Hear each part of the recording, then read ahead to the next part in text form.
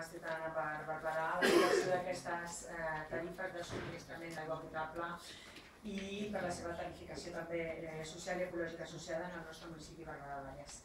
El company de la CUP, company de l'equip de govern de Barberà del Vallès, ho ha explicat perfectament. La darrera revisió de les tarifes va ser aprovada l'any 2012.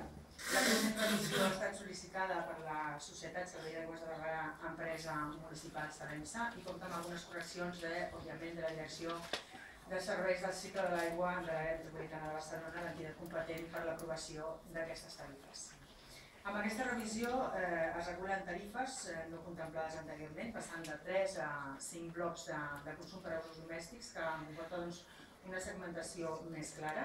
Es defineix també una nova tarifa per l'ús del reg dels horts de la plataforma Ripoll. També es passa de 3 a 2 blocs del consum dels usos comercials, diferenciant entre majors i menors els consums, i es produeix un increment en les quotes fixes industrials, garantint l'equilibri econòmic-financer.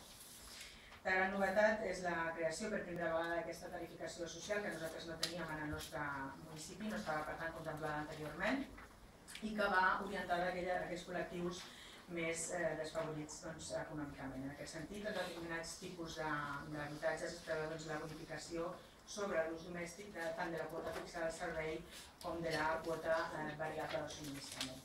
D'acord amb tot el que s'ha exposat i amb la intervenció prèvia del company de la CUP, de ben segur que aquesta revisió de les tarifes serà beneficiosa per al nostre municipi Barberà del Vallès, per al subministrament d'aigua potable al municipi, incorporant un segell de sensibilitat social i ambiental. Per tant, com ja he anunciat prèviament, el vot de la Plataforma Ciutadana per Barberà serà favorable, i com a alcaldessa de Barberà del Vallès i com a barberenca agraeixo també les intervencions fetes per la resta de companys i companyes del Consell Metropolità. Moltíssimes gràcies. Des de Can Torrelles, molt bé. I doncs amb el vot favorable de tots els grups, tret el vot contrari del Partit Popular i de Ciutadans, queda aprovat el punt. Passem al següent.